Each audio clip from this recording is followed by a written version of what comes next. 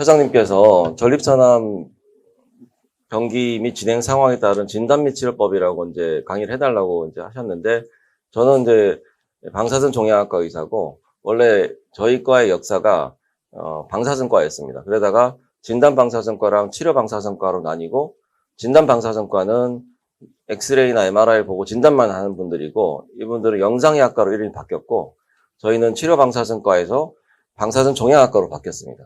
이제 암 치료한 쪽으로. 방사선 종양학과는 진단은 이제 주 영역이 아니고요.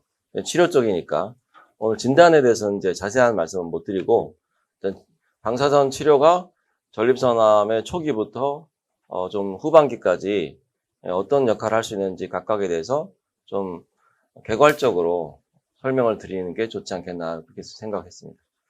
그래서 이제 일단은 근데 전립선암이 그러면은 이제 초기부터 진행되는 병기까지 병기를 어떻게 분류하는지를 좀 이해를 해야 되겠죠, 그죠? 그래서 병기, 그리고 일반적으로 뭐 폐암이나 뭐 췌장암이나 이런 게 있으면 보통 1기냐, 2기냐, 3기냐, 4기냐 이런 걸 많이 묻잖아요. 그런데 전립선암도 1기냐, 2기냐, 3기냐, 4기냐가 있긴 있는데, 전립선암은 그렇게 부르는 것보다는 저등급이냐, 고등급이냐, 중등급이냐, 고위험군, 리스크 그룹이라고 그렇게 얘기를 많이 하거든요. 이제 좀 다르게 얘기합니다. 그래서 이제 단순히 몇 개냐 이런 것보다는 국소암이냐, 전이암이냐, 국소암 중에서도 저등급이냐, 중등급이냐, 고등급이냐 이런 형태로 이제 분류하는 게 좀 특이합니다. 그래서 이제 그때 말씀한 병기뿐만 아니라 위험군, 등급 이런 거에 대한 이해가 이제 기본적으로 되고, 이게 이제 어떤 단계인지를 알아야 이제 세부적으로 이제 설명이 가능하겠죠, 그죠? 그래서 요거를 한 다음에 초기, 그 다음에 국소 진행성,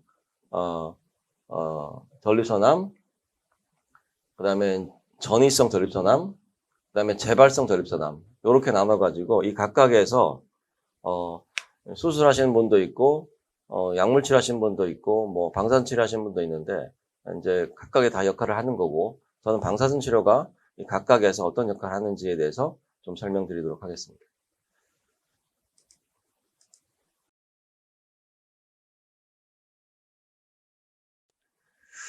전립선암은 그 병기가 있고 이제 그 AJCC 스테이지라고 해서 아메리칸 조인트 커미티 캔서 스테이지라고 해서 미국에서 이제 하는 그 전 세계 모든 그 암 분류 기준에 AJCC 스테이징을 쓰고 있습니다. 전 세계 암 치료한 사람들이. 거기가 이제 T가 이제 튜머, 종양, N, 노드가 림프절, M, 그 림프절이 아닌 뼈나 뭐 딴 데로 간 전이 가는 거. M, TNM 스테이지. AJC 스테이징은 TNM을 정의하고 그 각각의 조합으로 최종적인 1기냐, 2기냐, 3기냐, 4기냐 이렇게 하거든요. 그래서 여기는 또 1, 2, 3, 4기가 안 나와 있지만 모든 암에서 AJCC 다 있습니다. 예, 거기 이제 그 T가 요렇게 T병기, 종양 T1, 2, 3기, 림프절이 전이가 가 있냐 없냐, N0, N1 뭐 이런 식으로, 그다음에 이제 뼈로 가 있느냐 이런 식으로 해서 이제 나눠지는데, T병기 같은 경우에 이게 1기는 일단 안 보여야 됩니다. 안 보이고 만지지 않는 거. 그다음에 T2라고 해서 튜머 병기 T2는 보이고 만져지는 거. 그런데 이 종양이 전립선 캡슐을 바깥으로 나가지 않은 거. 전립선 안에만 있는 경우 T2고요. T3, 이 종양병기 3은 이 전립선 암이 전립선 캡슐을 뚫고 밖으로 나간 겁니다. 밖으로 나갔는데 이제 그냥 단순히 밖으로 나간 거는 T3A고, 정낭, 세미널 베지클이라고 해서 전립선 바로 뒤 위쪽에 있는 구조물을 침범한 경우는 T3B가 되고, 그 다음에 T4는 더 멀리 방광이나 직장이나 다른 장기까지 침범하면 T4가 됩니다. 그래서 요 키 병기가 제일 중요한 거고요. T1은 안 보이는데 우연히 그 전립선 비대증이라고 하면은 일반 여기 방광이고요. 요게 이제 전립선인데, 이 정상 전립선은 이제 요도가 이렇게 이제 좁지 않은데 이렇게 인라지라고 하는 건 커진다는 건데, 이 BPH는 전립선 비대증의 이제 영문 약자인데 비나인 뭐 프로스타틱 하이퍼플라지아라고 해서 이게 이제 전립선 비대증인데 이게 좀 전립선이 이제 남성분들이 이제 연세가 드시게 되면 전립선 비대해지는 경우가 많습니다. 비대해지면은 상대적으로 요도가 좀 좁아지니까 소변 배출이 잘 안 되고 소변이 시원하지 않고 해서 비뇨의학과에 가게 되면은 요즘 여기서 뭐 낚싯줄 같은 걸 쏴서 양쪽으로 걸어가지고 이걸 당겨가지고 가운데 요도를 좀 넓게 하는 그런 방법도 있고요. 아니면 그냥 전통적으로 많이 해왔던 건 요만큼을 복숭아 씨앗처럼 가운데를 이제 절개해서 도려내는 방법이 있습니다. 그래서 이제 가운데가 뻥 뚫리게 되면 소변을 좀 시원하게 보는 거죠. 그런 과정에 이렇게 이만큼 떼내는데 우연히 봤는데 거기 암세포가 있었어요. 그런 경우가 이제 T1AB가 되겠습니다. T1AB. 떼낸 조직에 5% 이하만 암이 있는 경우에 T1A. 우연히 떼냈는데 그 안에 암세포가 5% 이상 있었다. 그럼 T1B. T1C는 뭐냐면은 비대증을 한 게 아니고 건강검진을 했는데 PSA를 우연히 이제 검사했어요. PSA가 내가 5가 나왔어. 기준이가 4인데 정상치보다 높아요. 그러면 비뇨기과 선생님이 항생제 써보든지 하다가 안 되면 조직검사 합시다. 그래서 조직검사를 하게 되면은 조직검사를 했는데 이제 MRI 찍어도 보이지 않아요. 근데 이제 PSA가 높으니까 한번 조직검사 해보자 그러는데 조직검사의 원칙은 전립선을 12군데로 나눠가지고 구역을 정해가지고 12군데를 랜덤하게 조직검사 하는 거거든요. 12군데 찔러보는데 그 중에 한 군데라도 나오면은 전립선 암입니다. 라고 하는 건데 여전히 MRI상에서나 보이지 않죠. 보이지 않는데 PSA 검사가 좀 높아서 조직검사만 나온 경우를 T1C라고 합니다. 그래서 이제 T1C가 되고 그 다음에 이제 PSA가 높아가지고 병원 갔는데 MRI 찍었어요. 근데 MRI상에서 종양이 보여요. 한쪽, 오른쪽, 왼쪽 중에서 한쪽에만 있고 한쪽인데 한쪽에서도 반 이하만 있어. 그러면 T2A고요. 한쪽에서도 반 이상이 있어요. T2B고. 근데 MRI 찍었는데 양쪽이 다 있어요. 양쪽이 다 있고 그러면 T2C가 되는 거거든요. 그래서 요게 사실은 굉장히 중요합니다. 저희들이 치료하는 방법을 결정하는 데 있어서 치료 방침을 결정하는 데 있어서 이게 굉장히 중요한 거고 T1 ABC, T2 ABC, T3A는 그 캡슐 나간 거고 이렇게 T3는 이렇게 캡슐을 나간 거고요. T1은 이렇게 표시했지만 이거는 암이 있다는 거지. 사실 MRI상이나 이제 CT상이 보이면은 T1이 아니고 안 보여야 됩니다. 이건 안 보인다는 가정하에서 T1이고 T2는 보이는 거고요. 그래서 이제 그다음에 T3A, T3B가 있는데 예, 한번 퀴즈를 내면은 제가 외래에 있으면은 이 환자분 한 100명이 오시면 그중에 이 T1 ABC, T2 ABC, T3 T4 중에 가장 많은 분이 어떤 분일까요? 퀴즈입니다. 이게 우리 카페 협회가 가장 전립선 공부를 많이 하는 학회이기 때문에 협회이기 때문에 요즘 가장 많이 보는 거는 T1C입니다. T1C. 우연히 PSA 검사를 해가지고 PSA가 올라가가지고 비뇨기과 선생님께서 조직검사 해봅시다. 근데 뭐 영상검사 아무것도 안 보여요. 그런데 이제 조직검사 나와가지고 이제 암 진단돼서 오시는 경우가 되게 많습니다. T1C가 되게 제일 많고요. 그 다음에 T2A, T2B 이런 경우가 있고. 그 다음에 T3가 있는데 T3가 이게 이제 이 전립선이 있으면 전립선 피막에 닿는 경우는 T3가 아닌데 상당히 많은 경우에 닿기만 해도 T3라고 판독을 하는 경우가 되게 많습니다. 사실은 그렇지 않습니다. T3는 이 전립선 바깥으로 눈으로 나가야 됩니다. 나가야 T3인데 엄청나게 많은 경우에 T3로 판정한 경우가 많아서 그럼 T3가 이냐 아니냐에 따라서 치료 방침이 많이 달라지거든요. 네, 그런 게 있습니다. 그래서 이제 이런 T1, T2, T3, T3는 차이. 그리고 T3는 이제 바깥으로 나간 경우고 T3B는 전립선 여기 방광이 있고 여기 밑에 전립선이 있는데 전립선 뒤에 정낭이라고 있지 않습니까? 정낭에서 전립선 암이 커져가지고 뒤쪽에 있는 정낭을 침범했을 때 이거가 T3B가 되겠습니다. 이런 경우가 이제 중요한 건데 하여튼 요거가 좀 디테일한데 심지어 그 전공의 레지던트들도 이거를 이제 잘 파악이 안 돼가지고 환자 차트에 기록할 때 틀린 경우도 많습니다. 그래서 요게 하나 좀 중요한 거고요. 요거를 기준을 해가지고 치료법을 좀 설명드리도록 하겠습니다. 다음에 이제 그 T 병기가 좀 중요하고, 그 다음에 오버롤 스테이지라고 그래서, 스테이지 1, 2, 최종 그러면 1기냐, 2기냐, 3기냐, 4기냐, 그렇게 얘기해야 되는데, T, N, M을 조합을 해가지고, 최종 병기를 정하는데, 전립선암에서는 그러지 않고, 그냥, 일단은, 전이가 됐냐, 안 됐냐, 그게 중요한 거고, 전이가 안 됐으면은, 그 경우에 이제, 로우 리스크, 저등급이냐, 중등급이냐, 고등급이냐, 그리고 뭐, 이렇게 나누는 건데, 이 저등급, 중등급, 고등급을 나누는 기준이 한 열 몇 가지가 있어요. 뭐 병원마다, 국가마다, 기관마다 막 다른 거예요. 그래서 조금씩 달라요, 또. 어떤 기준을 하면 이 환자분이 고등급이고, 어떤 기준을 하면 이 환자분이 중등급이고, 이렇게 되는 거예요. 그래서 그런 좀 복잡한 게 있는데, 그래도 그럼 어떤 게 제일 좋으냐? 그리고 그 다음에 NCCN이라고 해서, 내셔널 캔서,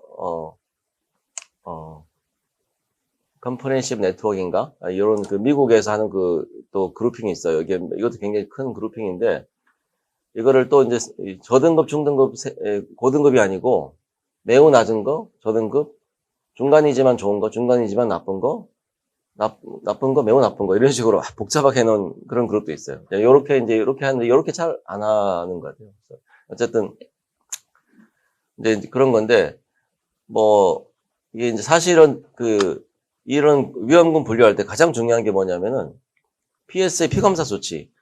보통 일반적으로 병기를 설정할 때는 튜머, 종양의 크기, 림프노드 전이가 있냐 없냐, 메타스타시스 전이가 있냐 없냐 이 세 가지 가지고 병기를 결정하는데 전립선암에서는 요거 말고도 엉뚱하게 피검사, PSA 피검사라는 게 있어가지고 이거가 굉장히 좌지우지하는 거예요.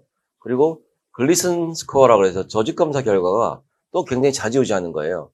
그래서 TNM 말고도 PSA랑 글리슨 스코어라는 중요한 인자가 있어가지고 이거를 조합하는 게 더 정확하지 TNM만 하는 거는 정확하지 않다. 그래가지고 이제 전립선암에서는 유독 PSA와 글리슨 점수와 튜머 스테이지를 조합해서 저등급, 중등급, 고등급을 분류하는 방법이 가장 이제 많이 쓰이고 있다. 근데 굉장히 다양하고 그나마 이제 저는 이 세 가지가 중요한 건데 이 세 가지 중에서 이제 셋 다 괜찮으면은 저등급, 셋 중에 하나가 안 좋으면 중등급, 셋 중에서 두 개, 세 개 안 좋으면 고등급. 요렇게 이제 좀 두 개 조합하는 분류법이 마음에 들어서 저는 메모리얼 슬로안 캐터링 캔서 센터 그룹 이거를 가장 선호하는데 요거는 T2 아까 T2C라고 아시겠어요? T2C는 뭐였죠? T2C는 전립선암인데 2면은 전립선 안에 와 있는 건데 한쪽 반 있는 게 T2A고 한쪽에서 반 이상 있는 T2B고 T2C면은 양쪽에 있으면 T2C잖아요. 근데 T2C만 돼도 이게 안 좋은 팩터로 들어가 있는 건데 제가 이게 이제 Modified Reflecting Recent Advanced Technique이라고 해서 제가 브라키테라피도 하고 토모도 하고 치료 테크닉이 많이 발전했잖아요. 그죠? 그걸 좀 반영해가지고 저는 다른 모든 그룹들이 하지 않는 약간 좀 병을 좀 더 변경해가지고 거기서 거기긴 합니다만 저 나름대로 약간 변형을 해가지고 PSA가 한 10에서 15 이상이거나 글리슨 점수 7점 이상이 이거는 같은데 이 사람들은 그 PSA 10점 이상이만 되면 나쁘다. 저는 한 15점까지는 괜찮다고 할 수도 있다. 하여튼 10에서 15가 중요하다. 글리슨 점수는 여기 7 이상 같은데 T 스테이지에서 MSKCC에서는 T2C 이상만 되면 나쁜 거다고 하는데 전 T2면 괜찮다. 이게 T3 이상 바깥으로 벗어나지만 않으면 된다라고 생각하고 있거든요. 그래서 이제 저는 요거를 세 가지 중요한 팩터라고 셋 다 괜찮으면 저등급, 셋 중에 하나가 안 좋으면 중등급, 여기서 두 개, 세 개 안 좋으면 고등급이고 저등급, 중등급까지를 아직 초기입니다. 라고 얘기합니다. 전립선암 환자들한테 이제 오셨을 때 아직은 초기입니다라고 할 때 저등급, 중등급인데 요거가 셋 다 괜찮거나 셋 중에 하나만 안 좋을 경우에 그 기준이 PSA가 10에서 15 이상이거나 글리슨 점수 7점 이상이거나 종양병기가 전립선 바깥으로 나간 경우에 이런 경우에 이제가 되겠습니다. 그래서 요거에 대해서 이제 좀 정리를 할 필요가 있고 저는 이렇게 보고 이제 환자분들을 진료를 하고 있습니다. 네, 그렇습니다. 이제 이런 상황에서 이제 이제 병기, 위험군, 저등급, 중등급, 고등급, T 스테이징, 노드, 매트 이게 개념에 대해서 정리가 되셨죠? 이제부터 이제 각각의 상태에 대해서 직접적인 치료법을 설명드리겠습니다. 초기는 초기이기 때문에 전립선암은 그래도 뭐 이 췌장암이나 폐암이나 이런 거에 비해서는 아주 예후가 좋은 암입니다. 그렇죠? 그래서 이제 거기에다가 초기면은 정말 예후가 좋습니다. 그래서 초기면은 10분 중에 8, 9분이 완치되고 굉장히 치료 성적이 좋기 때문에 근데 그러다 보니까 이런 치료에도 좋고 저런 치료에도 좋고 하다 보니까 여러 치료법들이 있고 여러 치료법들이 다 좋다 그러니까 환자분들 입장에서 굉장히 헷갈리는 게 또 초기 치료법이기도 합니다. 그래서 그 중에서 이제 근데 저도 입장에서 제가 어떤 특정 치료법이 좋다라고 단정적으로 말씀드리는 것보다는 이런 치료법을 좀 소개해드리고 미국에서도 이제 조례가 있는데 그거를 환자분들한테 제가 뭐 그 환자를 처음 보는 의사가 비뇨의학과 의사든 방사선종양학과 의사든 환자분께 수술, 방사선 치료, 그다음에 브라키테라피 뭐 이런 여러 치료법들을 다 설명을 하라 해가지고 환자분들이 선택할 수 있도록 이제 설명을 잘 하라. 환자분들이 어떻게 선택하냐 그 영어로 표현으로 readily understandable 환자분들이 쉽게 이해할 수 있는 표현을 써서 설명을 잘 해서 이제 선택할 수 있도록 하라 이렇게 돼 있어요. 그래서 저는 이제 마찬가지로 오시면은 이제 초기가 오시면은 초기에 진단되시는 분이 오시면은 짧게는 30분, 길게는 1시간 정도 전체 치료법에 대해 설명을 드립니다. 그래서 이제 환자분이 잘 선택할 수 있도록 하는 거고요. 일단은 그 치료법, 국소치료법, 초기라기보다 일단은 전립선 자체를 치료하는 거를 국소치료법이라고 그러고요. 그 다음에 전이가 됐을 경우에 뭐 하는 거를 뭐 이제 다른 약제가 있겠지만은 전립선 자체를 어떻게 건드리는 거를 국소치료법이라고 합니다.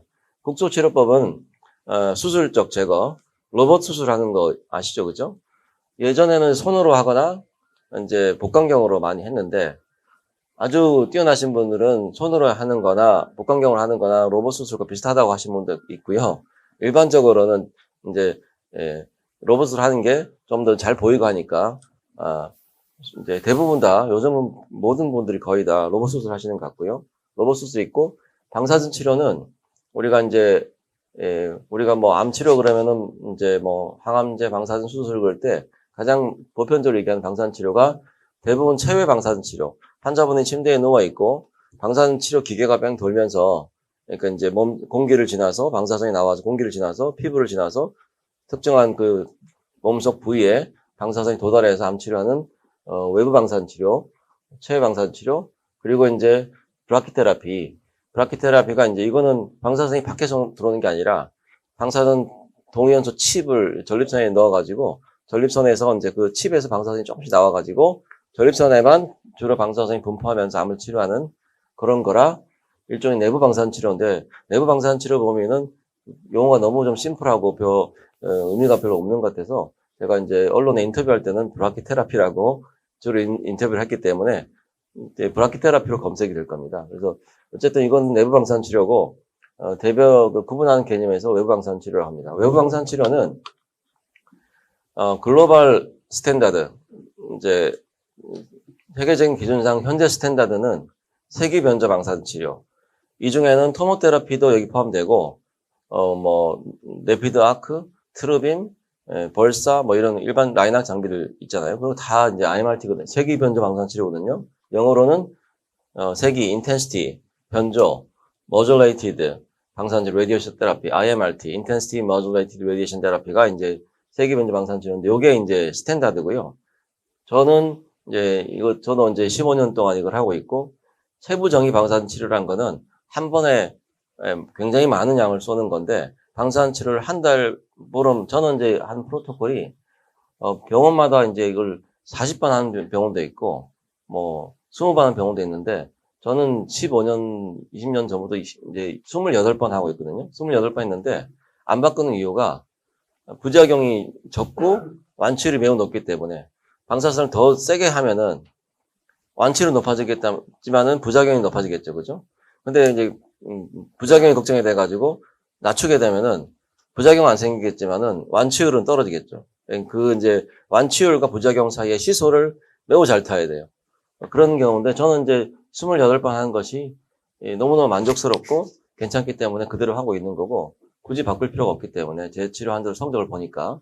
근데 이제 체부 정의 방사선 수술이라고 해서 이건 폐암에서 이제 폐암이나 이런 데서 시작을 해가지고 많이 확대가 되고 있는데, 폐랑 간 같은 장기는 일부가 잘려져 나가도 나머지 폐가 기능한 큰 문제가 없는 장기라 많이 하고 있습니다. 제가 폐암도 보고 있는데 체부 정의 방사선 수술 딱 4번이면 끝나요. 월, 수, 금, 월 이렇게 하면은 치료 끝입니다. 그래서 외래로 그렇게 하는 경우가 있는데, 전립선인 경우는 전립선 한가운데 요도가 있고 바로 뒤에 직장이 붙어 있고 바로 위에 방광이 붙어 있기 때문에 이게 전립선만 딱 치료하는 게 아니기 때문에 부담스럽기 때문에 한 번에 세게 치료하는 거에 대해서 좀 더 경과 관찰이 필요하다. 장기적인 추적 관찰, 좀 더 이제 완치율이라든지 부작용 측면에서 조금은 관찰이 필요하다.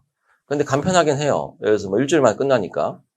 그런 건 있지만, 장단점이 있는데, 근데 이게 많이 하고 있기 때문에, 이거는 뭐 스탠다드가 아니다, 뭐 이렇게 잘못된 치료다라고 할 수도 없고요. 많이 하고 있는데, 좀 더 이제 글로벌리 이제 표준 치료를 하는 거는 세계면접 방사선 치료고, 그 다음에 이제 최근에 이제 많이 또 화두가 되고 있는 양성자 치료, 중입자 치료. 삼성서울병원이랑 국립암센터에서 양성자를 이제 10년 전에 도입했고, 중입자는 이제 세브란스에서 지금 내년에 이제 치료를 시작할 걸 준비하고 있고, 동남권 의학원에서 서울대학에서 부산 기장 쪽에 같이 하려고 지금 하고 있는 중이고, 이거는 양성자나 중입자나 둘 다 방사선 특징이 이제 브레그 피크라고 해서 피부에 닿았을 처음에 별로 안 가다가 하나가 이제 종양 위치쯤 돼가지고 방사선이 터진 다음에 사라지는 그런 형태의 이쁜 성질이 있기 때문에 이제 꿈의 방사선 치료라고 이제 얘기도 합니다. 근데 그거는 방금 말씀드린 건 하나의 어떤 입자이고요. 사실 종양은 한 5cm, 뭐 3cm 되잖아요. 그러면 그 입자 피크를 5cm나 3cm까지 계속 만들어줘야 되거든요. 그런 과정 중에 이 앞에가 누적이 되겠죠, 그죠? 그래서 앞에도 여전히 방향을 여러 개 분산시키지 않으면 앞에가 많이 들어가요. 그래서 이제 하나 입자가 아름답다는 거지, 또 하나 입자가 아름다운 거랑 실제 5cm나 3cm 된 종양이 또 전체적으로 잘 들어가는 건 좀 다른 문제거든요. 좀 그런 것도 좀 있고. 근데 이제 뭐 이게 하여튼 뭐 기본적으로는 좋은 치료긴 하지만 전립선암은 워낙에 세기변조 방사선 치료와 브라키테라피라는 것들이 워낙에 치료 성적이 좋기 때문에 이거는 이제 장비 세팅 자체가 이제 고가이고, 그래서 그러면 이제 환자 치료 성적이 얼마나 더 향상을 예상해가지고 이 정도 투자가 돼야 되냐 이런 부분에서 미국에서는 지금 양성자는 있는데 중입자는 미국에서도 지금 없는 치료이긴 합니다. 그리고 양성자 치료는 아까 이제 세기 변조 방사선 치료나 수술이나 브라키테라피가 워낙에 기존 치료법들이 굉장히 뛰어난 성적을 보이기 때문에 더 특별히 올릴 게 별로 없을 정도로 좋기 때문에 한국에서 대부분의 암이 양성자 치료가 이제 의료보험이 돼가지고 환자 부담이 엄청 줄었습니다. 하지만 전립선 암은 의료보험이 안 돼요. 그러니까 이제 굉장히 여전히 고가인 거죠. 그게 이제 고가라서 좋은 거냐 그런 건 아니고 일단 그런 비용 부담이 있다. 중입자도 마찬가지로 이제 그런 아직 도입이 안 됐기 때문에 들어와야 되고, 들어와서 신의료기 통과해야 되고, 통과된 다음에 수가가 만들어져야 되고, 그런 다음에 이제 해야 되는 그런 과정이 있기 때문에 좀 가야 될 길이 있습니다. 그 다음에 이제 브라키테라피라고 했는데, 브라키테라피라는 거는 저설량률, 방사선이 이제 이거는 뭐 우리가 보통 이런 방사선 치료들은 메가볼테지 엑스레이를 써가지고 이제 방사선 치료하는 거거든요. 근데 이게 요오드 같은 경우는 매우 낮은 설량인데 그게 몸속에 이제 심겨져 있으니까 그게 이제 계속 이제 하루에 이제 24시간 뭐 계속 하니까 그래서 누적이 돼가지고 한 3, 4개월 정도 몸속에 치료하면 된다 보면 돼요. 그래서 방사선이 나가는데 굉장히 아주 약하게, 근데 하지만 이게 누적이 되는 거니까 약하게 나간다는 거는 이 몸속에 세게 나가는 건 아무래도 부담이 되겠죠. 그죠? 약하게 나가는 거는 그런 안전성을 좀 담보로 하는 게 있습니다. 기본적으로. 그래서 어쨌든 저설량률로 하는 건데, 요오드 125, 팔라디움, 세슘인데, 뭐 어떤 미국에서는 이 세 개의 동연서 다 이제 승인돼서 치료하고 있는데, 셋 다 비슷해요. 반감기가 짧아가지고, 짧은 경우는 방사선 치료하고 나서, 소변 부작용이라든지 이런 것들이 좀 약간 좀 불편하다든지 이런 것들이 좀 기간이 짧아지는데 대신에 좀 짧은 기간 동안 세게 와요. 근데 이제 요오드 같은 경우는 약하게 길게 오는 그런 차이죠. 근데 완치율은 비슷하고. 그러니까 이제 독인 객인이라고 할까요? 셋 다 비슷한데 어차피 한국이랑 일본에서는 지금 요오드밖에 승인 나 있지 않기 때문에 요오드 125가 가장 오래된 동위원소고 가장 검증된 치료법이기 때문에 우리는 요오드 125를 가지고 하고 있는 거고, 고설량률은 이제 요것도 하나의 어떤 좋은 치료법이긴 한데 요거를 저는 브라키 테라피를 할 수 있기 때문에 요것도 한다면 내일 당장 할 수 있습니다. 이 치료법은. 이게 브라키 테라피 할 수 있는 사람은 이걸 당장 할 수가 있는데, 요거는 이제 뭐 어떻게 하는 거냐면은 그 환자분 그 사타구니에다가 전립선에다가 이제 길다란 이다란 바늘을 갖다가 구멍이 뚫린 바늘을 갖다가 10개, 20개 채널을 만들어 가지고 그런 상태에서 2박 3일, 3박 4일 동안 그걸 꽂고 있어야 돼요. 병실에서. 그래가지고 아침 저녁으로 와가지고 방사선치료 채널을 넣어가지고 해야 되거든요. 그게 이제 누워가지고 이렇게 채널을 꽂고 막 몇 박 며칠 있는 게 이게 좀 쉽지 않은 일이기도 하고. 그래서 지금은 저는 일단 브라키 테라피 측면에서 볼 때는 저설량률만 잘 한국에 안착시키고 정착시켜도 괜찮지 않을까. 제 후배들이나 제자들이 이제 하면 어떨까 생각하고 있습니다. 그 기타 치료법에는 그 하이프가 있고 뭐 냉동 치료가 있고 이런 게 있지만, 하이프는 히팅 태우는 거거든요. 방사선은 정상 조직이랑 방사선이 동시에 그 종양과 방사선이 이제 종양과 정상 조직 같이 있을 때 방사선 다 지나가 돼요. 그런데 종양은 더 잘 죽고 정상 조직은 덜 죽어요. 그러니까 그걸 암 치료의 종양 선택성이라고 그러는데, 항암제도 마찬가지고 그런 면이 있습니다. 그런데 이제 그 히팅, 이게 태우는 거랑 콜드, 이거는 이 암세포랑 정상세포랑 상관없이 똑같이 태우고 똑같이 얼리거든요. 그래서 선택성이 없어요. 그래서 그 요도 근처에 가운데 전립선 한가운데 요도가 있으면 요도 바로 그 옆에 암세포가 있다 그러면 이게 히팅을 뜨거운 거를 이제 점점 요도 가까이 가야 되잖아요. 그래서 너무 가까이 가면 요도가 타겠죠. 그래서 요도가 겁나가지고 안 가게 되면은 멀리 떨어지게 되면 요도 근처에 있는 암세포는 안 죽겠죠. 이런 거 방사선 치료는 그냥 사실 요도도 다 치료해요. 다 치료하는데 70그레이 이 토모테라피는 70그레이 정도 하는데 70그레이 정도에는 요도는 괜찮거든요. 그래서 뭐 괜찮다는 거고 암세포 죽는 거고 그런 거고, 브라키 테라피도 이제 괜찮을 정도만 들어가고 종양이 많이 들어가고 이런 거거든요. 그런 선택성이 좀 중요합니다. 그래서 저는 하이프랑 냉동 치료는 아직 스탠다드 치료도 아니고 좀 더 그 장기적인 관찰은 필요하겠지만 초치료, 초기 암인데 첫 번째 치료로 하이프를 하는 거는 저 입장에서는 그렇게 추천할 만하지 않다. 이제 하이프는 방사선 치료 재발했거나 뭐 재발했을 경우에는 하나의 어떤 좋은 방법이 될 수가 있겠는데, 초치료는 좀 부담스럽다라는 게고 냉동치료 마찬가지. 그래서 이제 이게 치료법에 대해서 이제 말씀 다 드렸습니다. 그 다음에 이제 국소 전립선 암이 아니고 뼈로 전이가 되거나 임파선으로 전이가 되거나 재발되거나 이렇게 복잡한 상황에 빠지게 된 경우는 국소 치료에만 의존할 수가 없고, 그러니까 전신 치료, 약물 치료가 필요하게 되는데,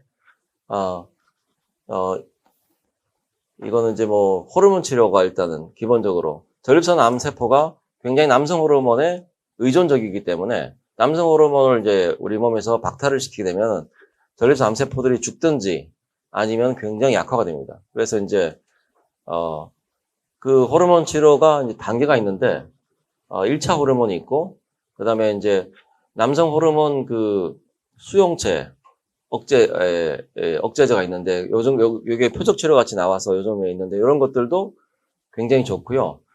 그 두 단계가 안 돼서 나중에 안 되면 그때는 이제 머리카락이 빠질 수 있는 독한 항암제 치료가 할 수도 있고, 또 뭐 그다음에 또 다시 또 이제 뭐 여러 가지 치료법들이 있습니다. 이런 것들은 뭐 비뇨기학과랑 종양내과에서 열심히 하고 있기 때문에 저는 저는 1차적으로는 이제 전립선 브라키 테라피에서 전립선 사이즈를 줄이기 위해서도 하고 있고, 1차적으로는 이제 좀 쓸 수 있지만 대부분의 약들은 이제 종양내과나 비뇨기학과에서 하고 있고, 일단 이런 거는 같이 이제 양쪽 과에서 이제 서로 상담하면서 환자분들을 최선의 치료를 해야 되겠다, 이런 거. 여러 가지 약들이 있습니다. 그럼 다시 초기 이제 암의 치료법은, 전립선 암의 3대 국소 치료법은, 여기는 하이프는 빠져있죠. 3대 치료법은, 처해방사선 치료, 3차원 입체조형 치료, 세기변조 방사선 치료인데, 뭐 하여튼 개발도상국에서는 3차원 입체조형 치료가 많이 있습니다. 그런데 이제 어느 선진국에서는 모두 다 세기변조 방사선 치료를 하고 있고, 대한민국에는 모든 병원에 다 세기변조 방사선 치료가 있는 걸 알고 있습니다. 그래서 방사선 치료가 있는 병원에서는 그래서 하면 되고요. 그 다음에 전립선 절제 수술, 그 다음에 이제 브라키 테라피, 근접 치료라고 하기도 하고, 내부 방사선 치료라고 하기도 하고, 이런 것들이 이제 이 3대 치료법 중에서 3대라는 말은 이 환자분들께서 이 치료법을 고르면 된다는 거거든요. 그래서 그런 거를 잘 선택해서 고르면 된다. 근데 이제 전립선암 이제 치료법에서는 국소 전립선암 치료법에 어떤 치료가 나온지 항상 고민되고 하니까 이제 근데 이거를 그러면은 전립선 브라키가 나은지 수술이 나은지 뭐 토모가 나은지 비교를 하면 되지 않냐. 그거를 딱 비교를 해가지고 하려고 그러면은 모든 조건을 똑같이 해가지고 같은 병기, 같은 TNM 병기, 같은 그룹들 모아가지고 해야 되는데 그게 안 돼요. 전립선암에서는 처음부터 환자가 수술 받겠다, 뭐 다 갈라지기 때문에 이런 연구가 국제적으로 없습니다. 각자 개별적으로, 이게 산발적으로 이제 하고 있는데, 그래서 다 수술하는 팀들은 수술이 좋다.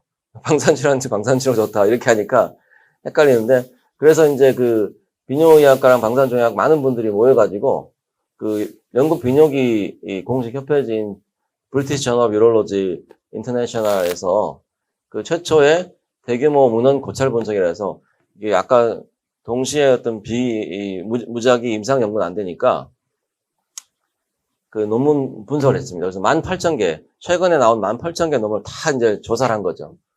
그리고 그 안에는 내부 방사선 치료, 브라키 테라피죠. 그 다음에 외부 방사선 치료, 그 다음에 수술, 또 로봇 수술, 손으로 하는 수술, 로봇 수술, 그 다음에 하이프, 냉동 치료, 양성자 치료, 호르몬 치료, 다 망라해가지고, 이렇게 이제 다 분석을 했어요. 그리고 암 치료는 항상 5년이 중요해요, 5년. 5년이 지나야 적어도 완치가 될 가능성이 높다, 이렇게 많이 하니까. 근데 최소한 5년 이상 대상 환자 중에 최소 팔로업이 추적이 5년 이상 된 사람들. 100명이면 100명 다. 그리고 그 논문이 그냥 대충 500명 했어요. 대충 이런 환자, 이게 아니라 저등급, 중등급, 고등급을 정확하게 분류한 논문들. 그러니까 논문의 질이 좋다는 거죠. 그런 논문들 대상으로. 그리고 저등급 환자 21,600명 다 모아보니까 18,000개 논문을 다 모아보니까 중등급 환자 14,000명, 고등급 한 15,000명 해가지고 그러니까 이제 이 논문 하나에서는 이거는 한 개의 논문이 아니고 많은 논문들을 규합한 논문이죠. 해서 이제 이 논문에서는 5만 명 이상 환자를 분석한 그런 결과가 되겠습니다. 그래서 이제 여기서 이제 저등급, 중등급, 고등급.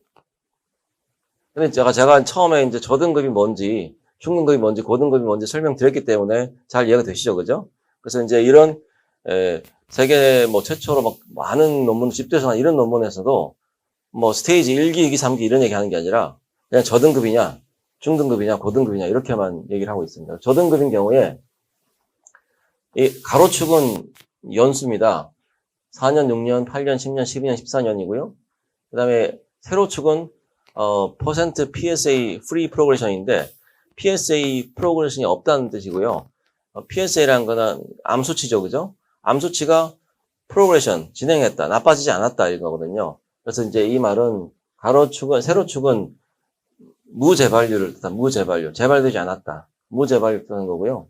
그러니까 치료하고 나서 그 사이 재발한 게 없어 이런 뜻이고요. 가로축은 치료하고 몇 년 됐냐 이런 건데 사실 어떤 치료든지 5년까지는 거의 대부분 90%, 100%, 90%, 100% 매우 좋은 거거든요.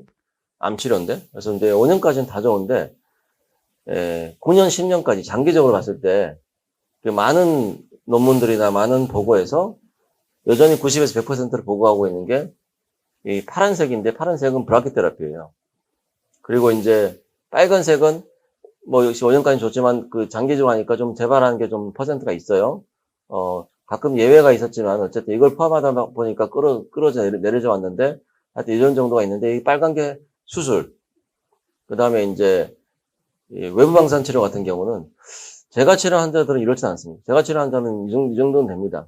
근데 이제, 이거를 여러 병원 걸 다 모으다 보니까, 제가 치료한 환자도 굉장히 좋아요. 제가 외부 방사선 치료도 굉장히 치료 성적이 좋습니다. 근데 어쨌든 간에 요런, 이제, 어쨌든 글로벌하게 다 모아보니까 이 데이터가 이렇다는 거죠. 그래서 이제 브라키테라피가 아주 좋은 치료법이다. 라는 얘기를 말씀드린 거고, 이게 저등급인 경우고, 중등급은 이게 브라키테라피예요. 그 다음에 이제 EBRT 플러스 시즈라고 있는데, 시즈가 브라키테라피의 다른 명칭입니다. 그러니까 동연소, 그 동연 칩을 방대하는 거거든요. 그러니까 이제 고중등급, 고등급에서는 브라키테라피도 모자라니까 외부 방사선 치료를 합쳐라 이렇게 외부 방사선 치료 플러스 브라키테라피 뭐 이렇게 하는 경우도 있어요. 저는 IMRT도 셋업 한 사람이고 잘 하는 입장이고 브라키테라피도 많이 하지만 그걸 둘 다 하는 거는 저 입장에서는 테크니컬리 문제가 없죠, 그죠? 하지만 하진 않습니다. 그 두 가지 했을 경우에 뭐 완치율은 좀 높아진다 할지라도 부작용이 좀 높아지는 보고가 꽤 많거든요. 그래서 잘 하진 않고 일단은 지금 브라키테라피와 한다 그러면은 호르몬 치료를 좀 해서 먼저 해가지고 종양을 좀 줄인 다음에 브라키테라피 단독으로 하는 쪽이고요. 막 두 개를 섞진 않습니다. 저는 현재까지는. 그래서 이제 그다음에 이제 이게 브라키테라피고요. 그다음에 이제 수술, 외부 방사선 치료 이런 형태고요. 고등급에서는 아주 복잡해집니다. 막 이게 정신이 없습니다. 여기서는 이제 수술 단독으로 했을 경우는 고등급인 경우는 오히려 고등급에서는 그 단독으로 했을 때 가장 낮은 건 수술 쪽입니다. 재발이 정말 많습니다. 그리고 이제 외부 방사선 치료, 그다음에 이제 여기 EBRT 플러스 시즈라고 있는데 외부 방사선 치료랑 브라키를 합쳐라. 그다음에 외부 방사선 치료 플러스 브라키 플러스 ADT라고 해서 호르몬 치료를 같이 해요. ADT는 엔드로젠, 남성 호르몬, 디프레션, 억제, 테라피. 엔드로젠 디프레션 테라피의 이제 약자인데요. 이제 호르몬 치료법인데 요 뭐 세 개 다 해서 하는 경우는 하늘색. 괜찮죠, 그죠?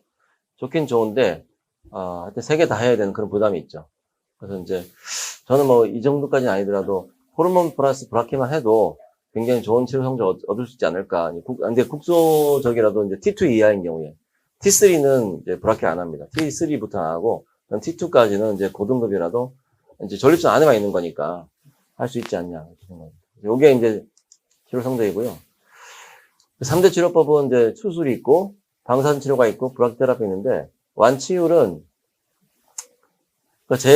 제가 제 경험이 아니고 아까 여기 이거를 갖다가 좀 정리를 하면은 요렇게 하면 낮은 거는 요렇게 너무 낮은 거는 좀 반영하지 않고요.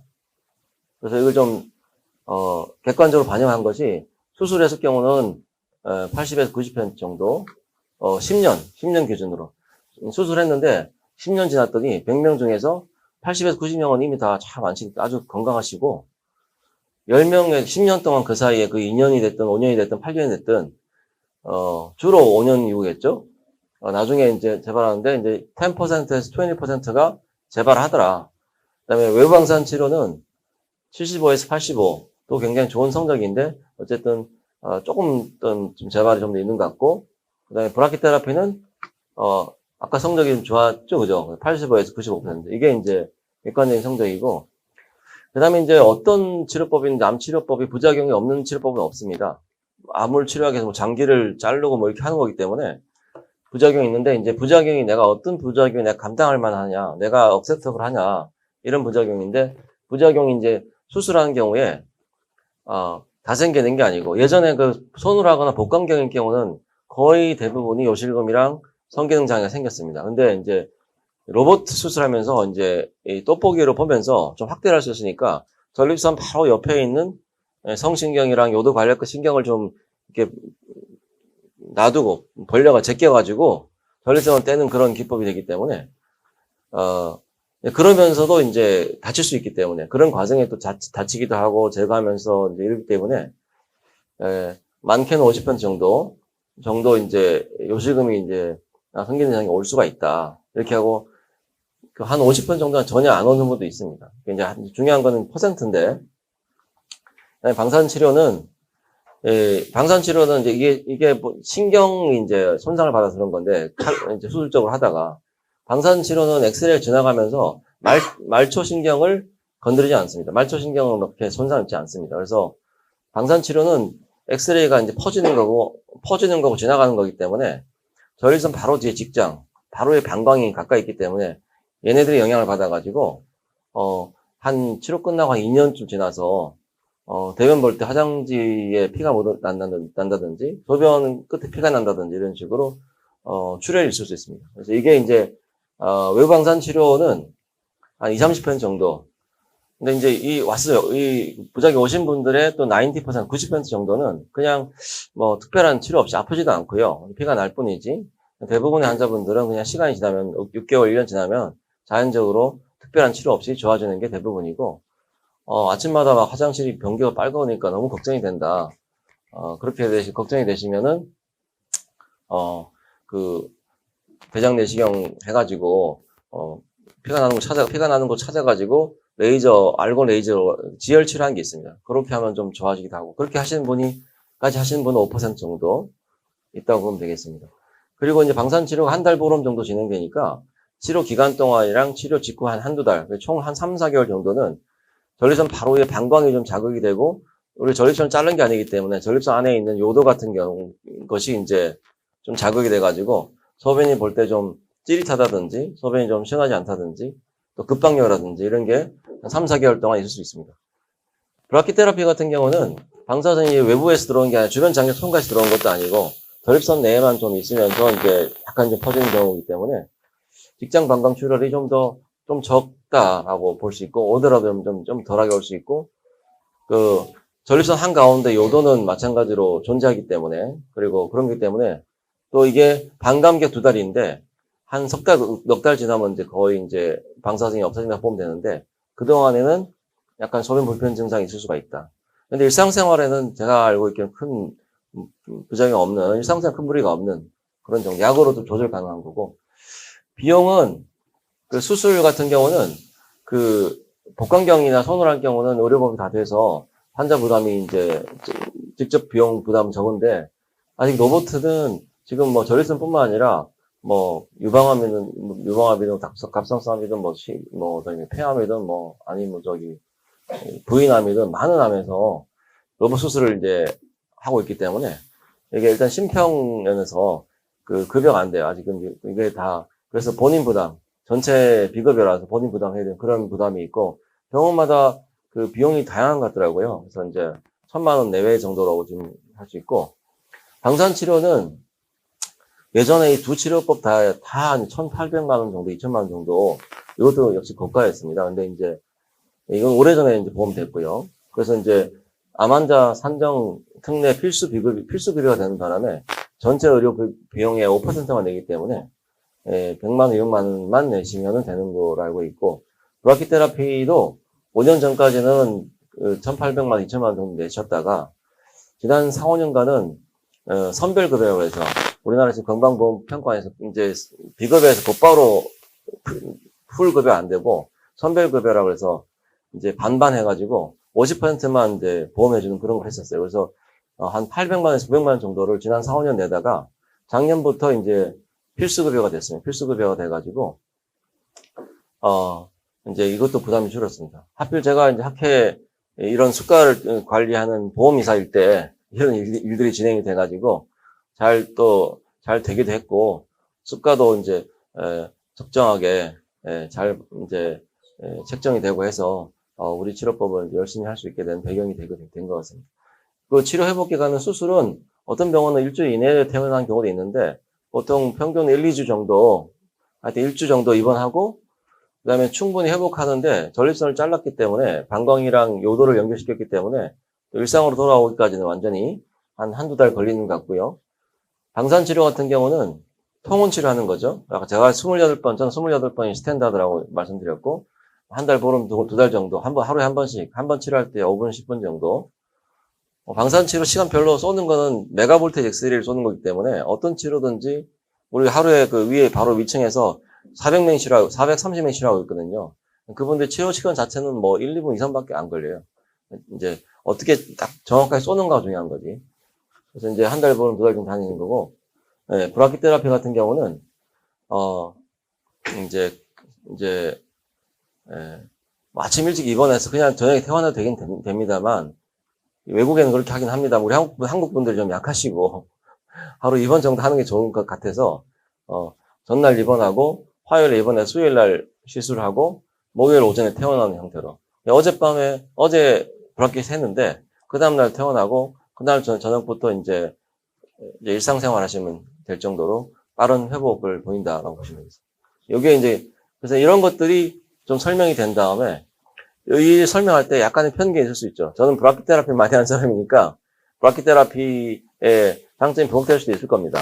근데 외과 선생님들은 이거 요즘 다 설명하시는 분들 계시는데, 또 외과 선생님 입장에서 설명하는 거가 있고, 근데 중요한 거는 이 여러 치료법 설명하는 게 중요한 거고, 적어도 이 여러 치료법이 어느 정도 장단점이 있다는 걸 설명하는 게 중요한 거고, 이런 것들 다 들은 다음에 이제 환자분들이 선택하면 되는데, 제가 이렇게 설명하면 10분 중에 한 7, 8분은 브라키 테라피를 설명하시고요.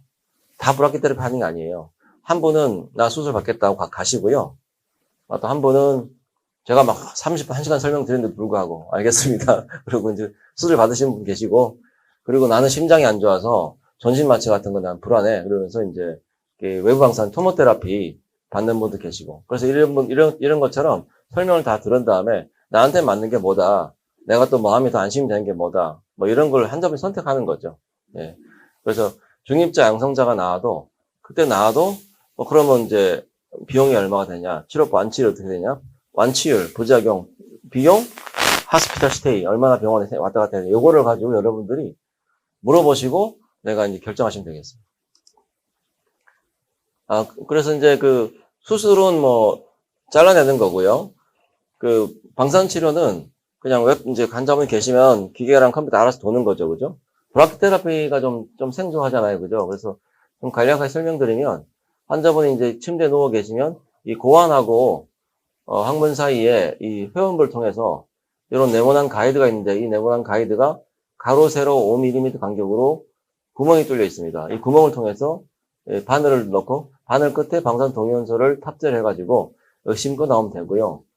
이거를 이제 초음파인데, 이게 이제 이런 그 템플레이트, 가이드 좌표가 초음파랑 매칭이 됩니다.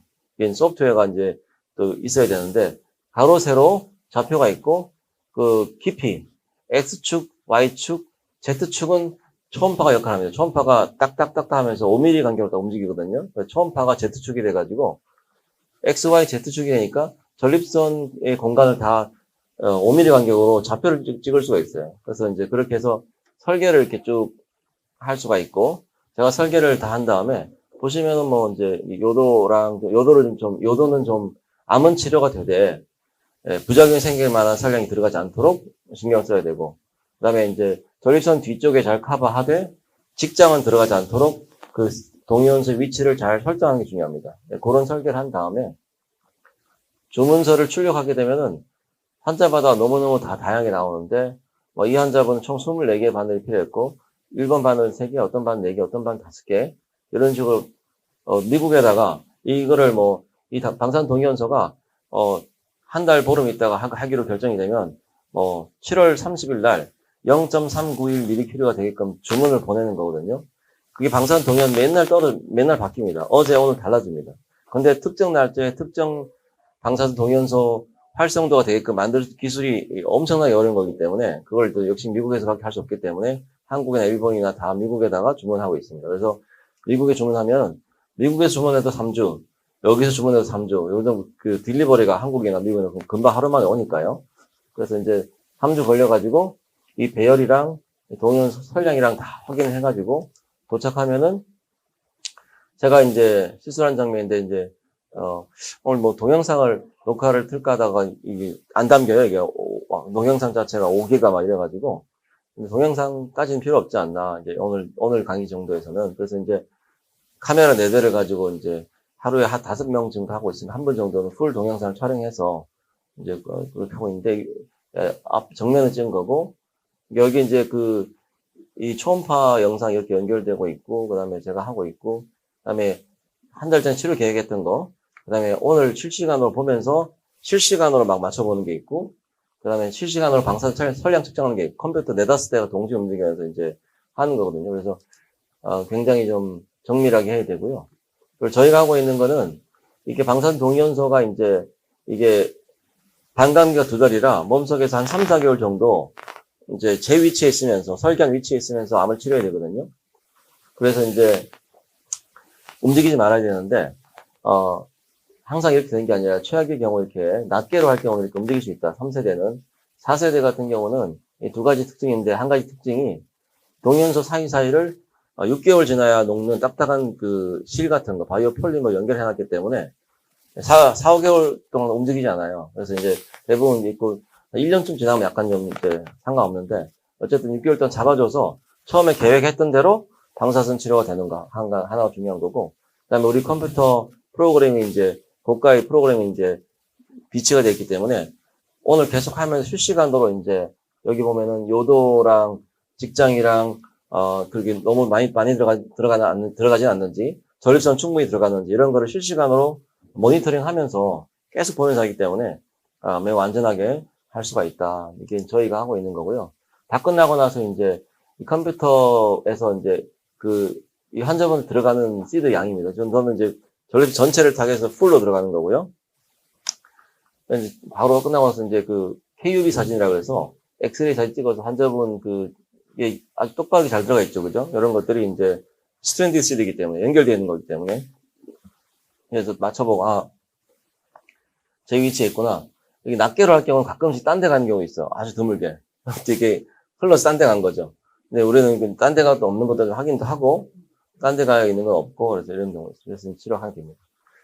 그리고 뭐, 네이처가 뭐, 네이처, CNS, 셀, 네이처, N, 네이처, S, 사이언스, CNS라고 우리 과학한 사람들이 세계에서 최고로 친 논문이 CNS인데요. 네이처, 그죠? 네이처 리뷰에서, 네이처 리뷰스 뉴럴로지라는 데서, 브라키테라피의 이볼루션, 진화라는 그 종설 논문이 나왔는데, 이제 요게 테크닉을 좀 설명하는 건데, 이 보라색이 전립선 전체예요. 가운데에 있는 노란색은 뭐이겠습니까? 요도, 그죠? 그래서 이제 방사선이 이제 전립선 전체를 치료하는 게 원칙입니다. 수술도, 외부 방사선 치료도, 브라키테라피도. 현재까지는 전체 치료하는데, 이게 처방설량 100%거든요. 방사선을 이제 쐈어요. 3차원 치료, 세기 변조 방사선 치료, 세부정의 방사선 수술, SBRT. 이 3가지인데, 방사선을 쐈을 때, 전립선 가생이랑 한가운데 요도랑 전립선 오른쪽 가생이, 왼쪽 가생이 어떻게 받냐면, 방사선 처방했을 때 3차원 치료는 뭐 가생이랑 뭐 요도랑 비슷비슷하게 받는 거죠. 통으로 다 같이 받는 거죠. 요도를 더 빼고 요도를 더 덜 주고 이런 게 안 되는 거죠.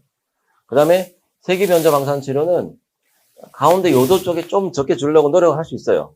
그러면서 가생이는 좀 더 주고, 저는 이렇게, 제가 이렇게 하고 있는데, 아까 토모테라피, 요쪽에 한 10%를 더 줘요. 양쪽으로. 그 요도는 지금 이제 딱 100% 하고, 전립선 쪽은 110%를 줘요, 저는. 처방설량에. 그렇게 해서 이제 했더니, 치료 성적이 너무 좋아서 15년 동안 프로토콜을 안 바꾸고 있다는 거고요. 그 다음에 SBRT는 방사선 수술이라고 해서, 막 뺑 돌아가면서 하는 건데, 가운데가 모이는 경향이 있어요. 기술적으로. 그러다 보니까 이제 오히려 가운데가 좀 더 들어가죠. 그죠? 이런 패턴이 있다. 근데 이제 LDR 브라키테라피, 저설량 로우 도즈 레이트, 저설량 로우 도즈 레이트 브라키테라피하고 제가 하고 있는 브라키테라피고, HDR 브라키테라피, 하이 도즈 레이트 브라키테라피는 아까 말씀드린 것처럼 3박 4일 동안 그 채널 꽂고 있는 거 그거거든요. 근데 제가 이 브라키테라피라고 하면은 그냥 LDR 브라키테라피, 저설량 요오드를 하는 거 생각하시면 되겠어요. 근데 요오드란 브라키테라피는 처방설량의 외부 방사선 치료 같은 경우는 처방설량이 100% 거의 다 받죠, 그죠? 브라키테라피도 처방설량을 요도가 받아요. 그런데 우리가 치료하고자 하는 전립선은 막 150%처럼 많이 받잖아요, 그죠? 그러니까 이 말은 종양에는 방사선을 더 많이 주고 정상 조직에는 적게 주고, 그러니까 종양 조직에 대한 방사선 대비 정상 조직에 대한 방사선이 가장 비율이 좋은 게 LDR 브라키테라피다. 그 다음에 HDR 브라키테라피. HDR 브라키테라피도 더 좋은 거죠. 그래서 이거를 보면 우리 방사선 전문가들은, 뭐 이러면서 이게 탁월하네. 뭐 이런 메시지를 주는 그림입니다, 이게. 그런 그거를 좀, 우리 협회랑 우리 카페 지기님, 제가 너무나 존경하고, 뭐, 오래전부터 제가 잘 알고 있는데, 지금 요즘에는 많은 카페나 이런 있는 걸 알고 있어요. 근데 제가 알고 있는 한, 이 카페 회원분들이 가장 제대로 아시고, 공부도 많이 하시고, 실력이 있으시고, 그런 줄 알고. 하여튼 이게 어렵진 않은지 모르겠지만, 저는 좀 제가 설명을 좀 쉽게 하려는 경향이 많기 때문에, 다 알아들을 수 있지 않을까. 가끔 영어가 있는데, 영어를 한글로 바꾸는 게 너무 어렵더라고요. 그래서 어쨌든 쉽게 설명을 드리도록 하겠습니다. 여기까지 말씀드리고요. 그리고 이게 제가 브라키테라피 환자 한 분인데, 예를 들어서, 이게 이제, 이 파란색이 145인데요. 요게 전립선을 이쁘게 잘 커버하고 있죠. 그 대부분을 갖다가. 여기 135 이렇게 하면 다 커버되는데, 요도는 이게 이제 200이라는 라인이 빨간 거예요. 근데 이게 요도는 200만 안 들어가면 되거든요. 그래서 이제 요런 게 있는데, 전립선 자체에는 많이 들어가 상관없고, 왜냐면 그 전립선에 곳곳에 암이 있으니까. 그런데 이게 200이면 217, 250, 파란색이 250, 그 다음에 황토색이 290, 분홍색이 200, 400, 녹색이 500이거든요. 500g이면 엄청나게 많은 생각이거든요. 근데 그렇기 때문에 이런 일종의 이게 지뢰라고 생각하면 되겠습니다. 지뢰가 이렇게 군데군데 있어가지고 암세포들이 살아남을 여지가 별로 없는 거죠. 그래서 pSA가 잘 떨어지고, 근데 이게 올라가는 동안에 요도는 별로 그대로 그죠. 멀리, 그냥 똑같은 거죠. 직장은 안전하게 하는 거고. 그리고 요건 단지, 조금만 벌어져도 500이지만, 여긴 10이에요. 그리고 이제, 또, 그렇게 막 급격하게, 방사선이 이제, 동연소, 브라키테라피는 조금만 멀어질수록 급격히 떨어지고, 시드 한 5mm만 벗어나도 거의 영향을 잘 못 미칩니다. 그래서 이제 이런 게 있습니다. 근데 브라키테라피가 미국에서 지금 많이 줄어들고 있어요. 하는 시술 건수가. 그래서 이제 MD 앤더슨의 스티븐 프랭크가 Where has it gone? 어딜 가버렸냐? 왜 이렇게 브라키테라피 줄었냐? 그래서 이제 봤더니 로봇 수술이 들어와가지고 미국에서도 비뇨기과 선생님들이 로봇 엄청 하는 거예요. 이제 나도 해봐야 되겠다. 해봐야 될 거 아니에요. 그죠? 그리고 옛날과 달리 이제 그 요실금이랑 발기분이 줄었다 그러니까 나 열심히 해봐야 되겠다. 뭐 이러면서 이제 수술을 엄청 하니까 그런 것도 있고, 방사선 치료 입장에서도 여기는 우리 한국에서는 브라키테라피가 신의료 기술로 제가 우리 같이 이제 참여해서 통과됐지만, 미국에서는 이 브라키테라피가 구치료고 세기 변조랑 양성 치료가 신의료 기술인 거예요.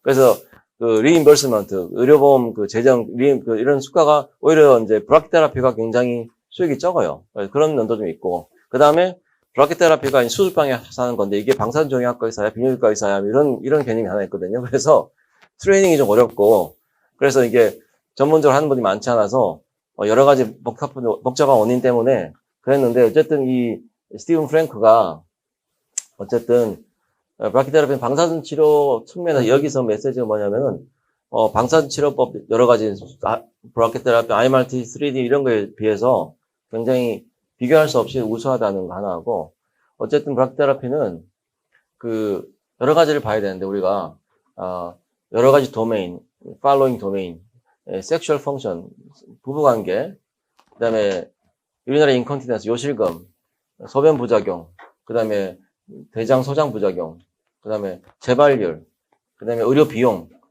여러 가지 다 종합할 때, 다 뭉뚱그려 생각할 때, 종합적으로 볼 때 브라키테라피가 the best value, 가장 좋은 치료법 중에 하나인데, 하여튼 그런 중에 하나다라고 이제 JCO라고 해서 CNS까지는 아니지만 엄청나게 유명한 논문의 하나입니다. 여기에서 종설로 이렇게 브라키테라피가 되면 이 노란색 라인이 1그레이거든요. 1그레이요.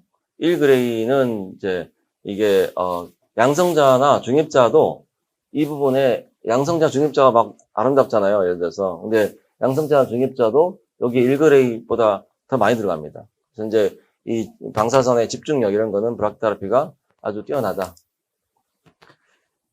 브라키테라피만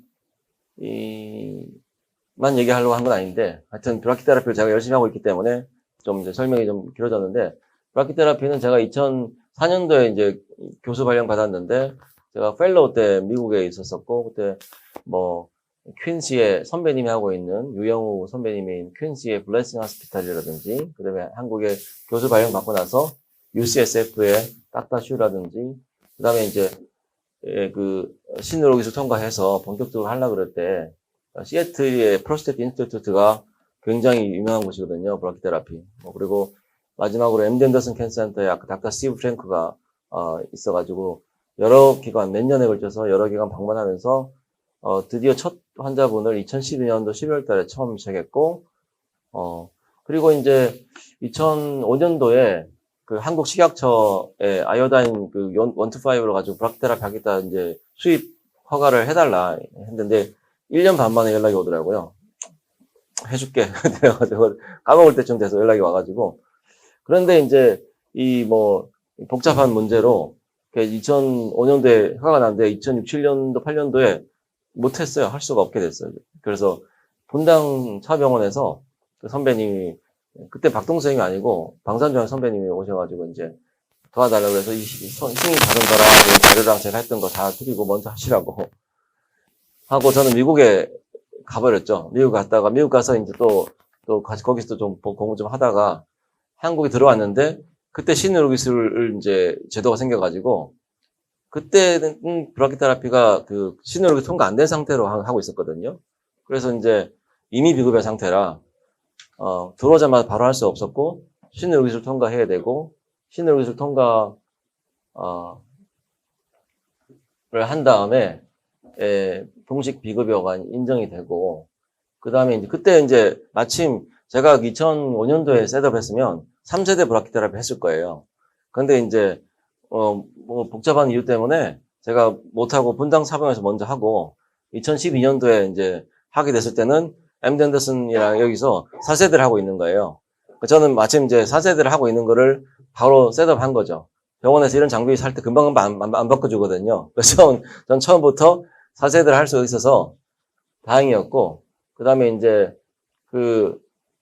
이제 처음 이제 2012년도 했고, 2015년도에 선별급여 50대 50, 환자분이 반만 내는 거, 그리고 작년에 필수급여 환자분이 5% 내는 거를 바뀌었고, 제가 이제 처음에 셋업하고 1년에 5명, 1년에 2명 이럴 때 할 때 있었다가, 요즘 이제 한 주에 5분 정도 하고 있고, 550분까지, 하고 있고, 이런 제가 했던 모든 것들이 저 혼자 한 게 아니고, 주변에서 이제 훌륭한 분들이 다 도와주셔가지고, 팀 어프로치로서, 뛰어난 물리학자랑 훌륭한 간호사 선생님, 물리학자들이 잘 도와줘서 한 거고요.